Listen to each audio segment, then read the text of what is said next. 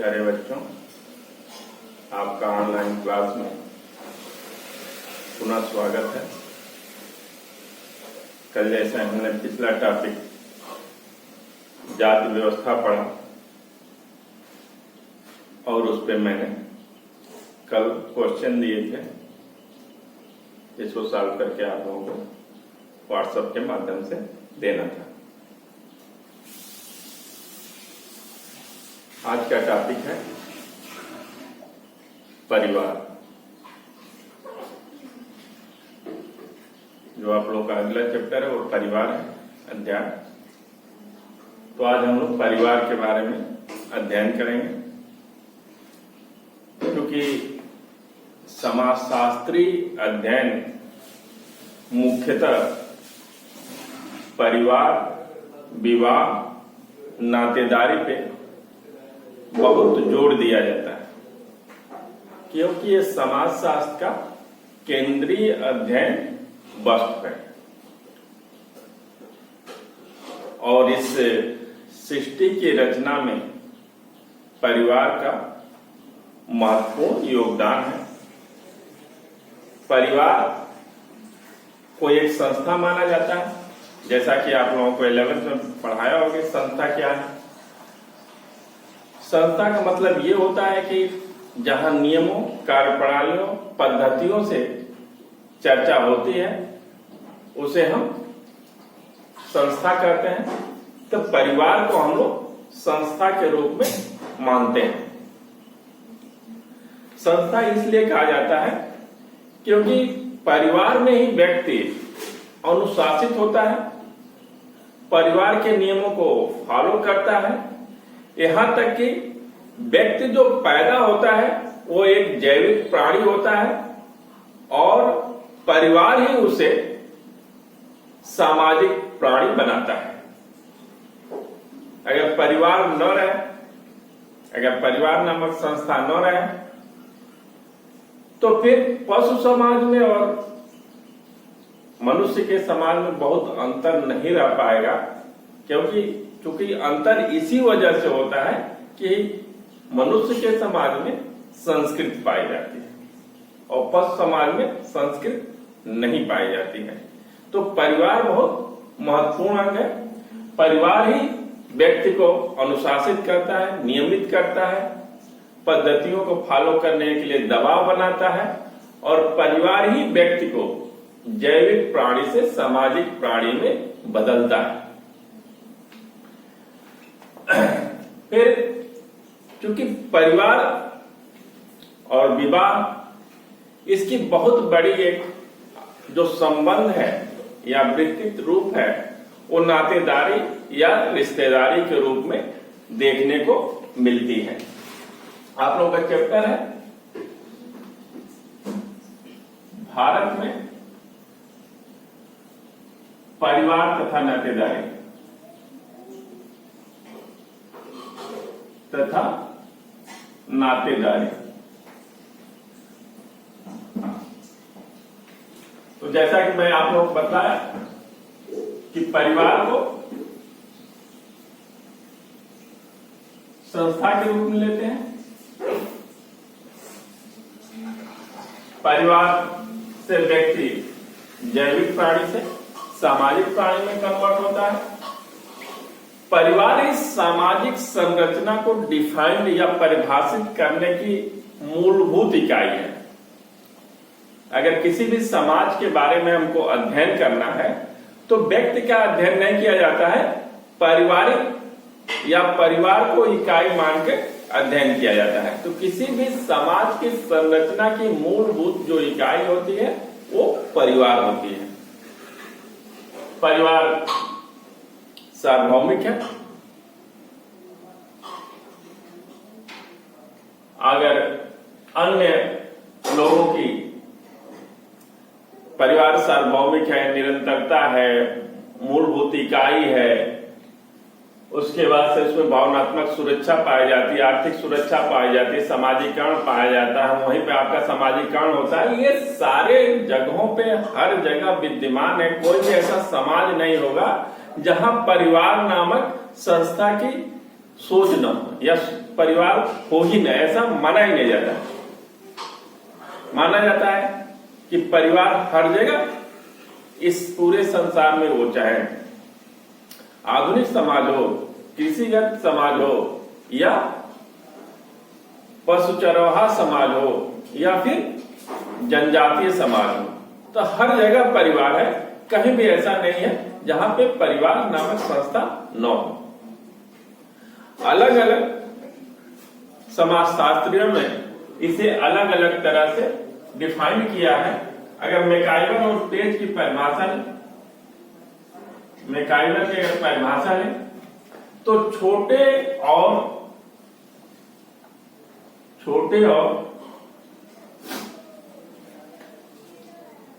यौन संबंधों पर आधारित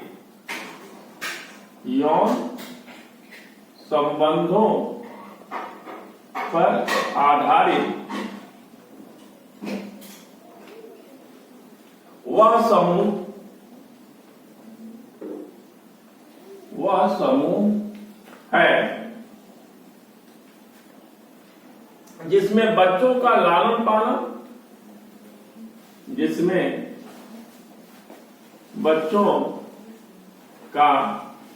लालन पालन,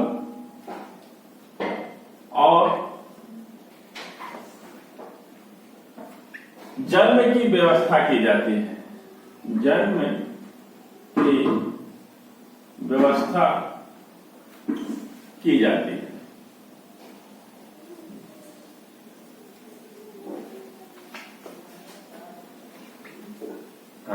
ये मैकाइवर और पेज की परिभाषा है, जिसमें कहते हैं कि परिवार वह छोटा समूह है जिसमें यौन संबंधों पर आधारित वह समूह है जिसमें बच्चों का लालन पालन, जन्म की व्यवस्था की जाती है। तो छोटा समूह, बच्चों का लालन पालन और जन्म की व्यवस्था के रूप में मैकाइवर और पेज ने इसको, परिवार को डिफाइन किया है। अगर यहीं पे हम वर्गेस की अगर परिभाषा लें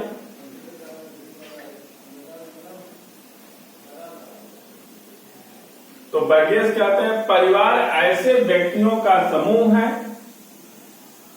परिवार ऐसे व्यक्तियों का समूह है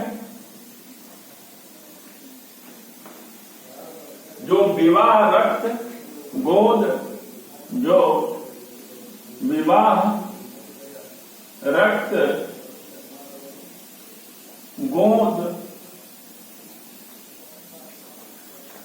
लेने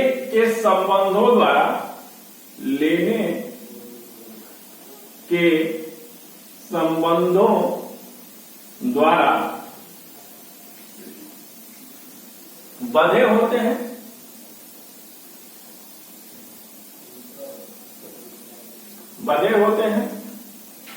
एक छोटी सी गृहस्थी का निर्माण करते हैं, एक छोटी सी गृहस्थी का निर्माण करते हैं,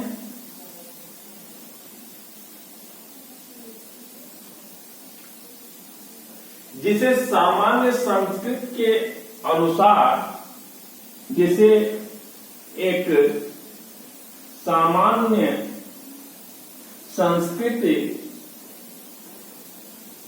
के अनुसार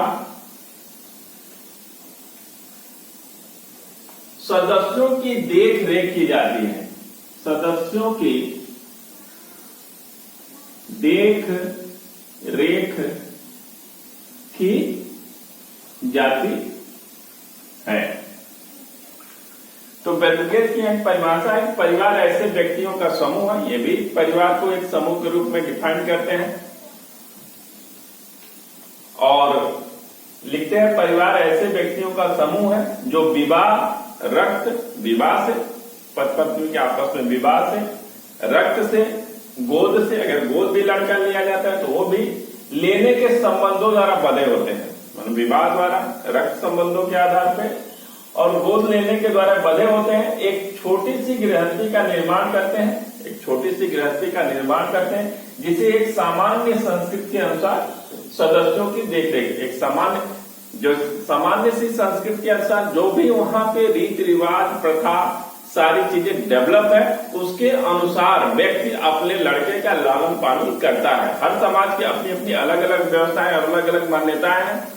आपको अभी बताया कि आधुनिक समाज है, उत्तर आधुनिक समाज है, कृषिगत समाज है, औद्योगिक समाज है, जनजातीय समाज है। तो हर जगह पे अपनी अलग अलग नियम है, प्रणाली है, प्रथाएं है, परंपराएं हैं, उसके अनुसार वो पारिवारिक नियमों के बच्चों को लेके चलता है। तो ये परिवार को डिफाइन मतलब कम से कम 2 व्यक्ति होने चाहिए और उनके बच्चे होने चाहिए, और परिवार बनने के लिए विवाह होना चाहिए। तभी पति पत्नी तभी एक साथ रह सकते हैं, या 2 कपल एक साथ तभी रह सकते हैं नहीं कि वो विवाह किए हों। अगर ऐसा नहीं करते हैं तो परिवार नहीं माना जाएगा। अगर अब नए कॉन्सेप्ट में अगर आएंगे कि लिव इन रिलेशनशिप, ये 2 लोग एक साथ रहते हैं, तो लिव इन रिलेशनशिप को परिवार नहीं माना जाता है। एक साथ रहते हैं ये आधुनिक मान्यता है, बाकी परिवार नहीं माना जाता है। जब शादी हो जाती है उसके बाद से उसको परिवार के रूप में मान्यता मिलती है, तब उसे समाज स्वीकार करता है। तो यह परिवार की परिभाषा है। आगे देखते हैं, एंडरसन ने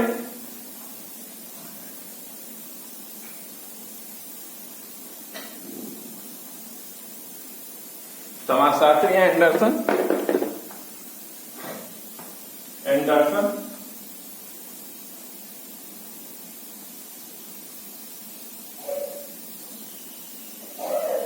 ये 2 प्रकार के परिवारों की बात करते हैं, जन्म का परिवार, जनन का परिवार।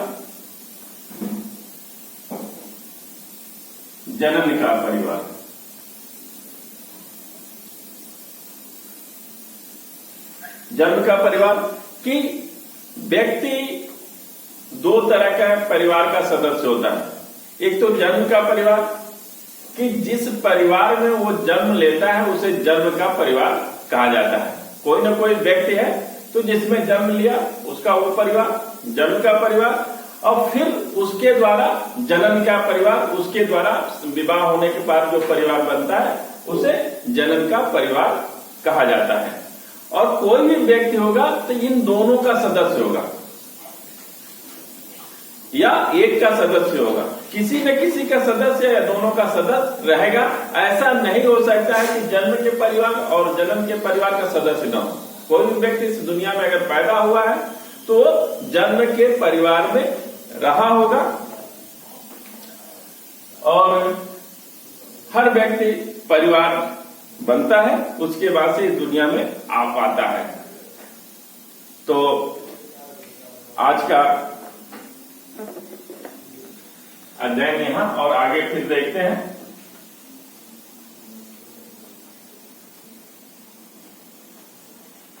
अगर मूल रूप से लिया जाए कि परिवार की क्या विशेषताएं हो सकती हैं, तो किसी भी चाहे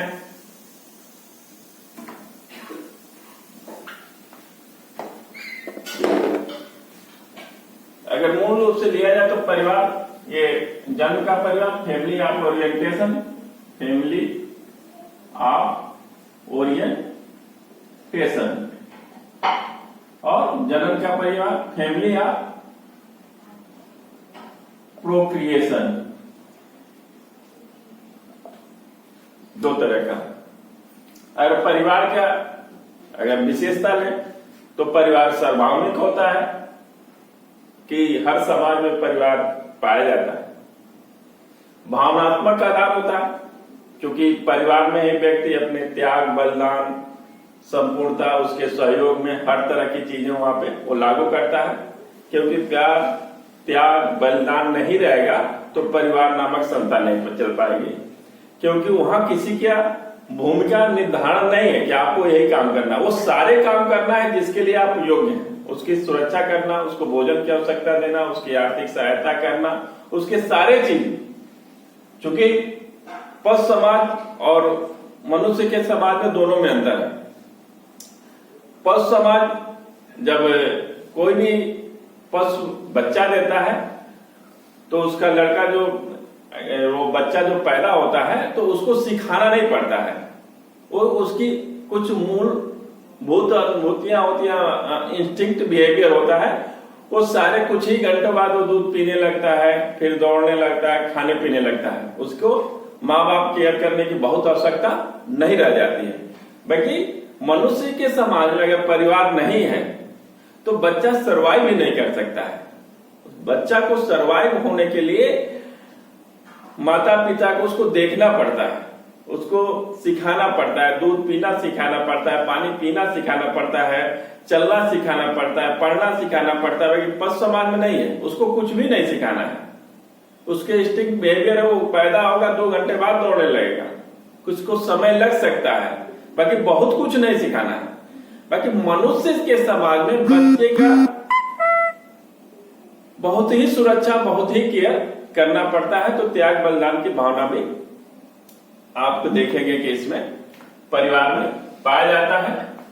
रचनात्मक परिवार प्रभाव, तो परिवार में ही व्यक्ति का सामाजिकरण होता है। अगर परिवार नहीं है, अगर परिवार से बिलोंग नहीं है तो सामाजिकरण हो ही नहीं सकता। आप देखे होंगे कई ऐसे उदाहरण हैं कि कोई लड़का पैदा हुआ, कोई पशु लेके चला गया, जंगल में लेके चला गया, अगर उसको काटा पीटा नहीं अपने साथ रखने लगा तो मनुष्य का भी बच्चा जानवरों के जैसा बिहेव करने लगता है। उसी की तरह चलना, उसी की तरह बोलना, उसी की तरह बहुत सारे आप इसमें किंसले डेविस देखे हैं, अन्ना का इसमें चर्चा होता है। कई लोगों ने, कई समाज शास्त्रियों ने, कई मानव शास्त्रियों ने इसका अध्ययन किया है कि अगर वो परिवार में नहीं रहेगा या मनुष्य के समाज में नहीं रहेगा, अगर पशु समाज में लड़का या कोई चला गया तो फिर उसी के तरह वो बिहेवियर करने लगेगा, उसी के आचरण भी अपनाने लगेगा। फिर अगला छोटा आकार, परिवार का जो आकार है वो समूह की अपेक्षा काफी छोटा होता है और समाज का केंद्रीय ढांचा होता है। तो आज का अध्ययन यहीं तक, फिर कल का टॉपिक कल स्टार्ट होगा। यहाँ के लिए धन्यवाद।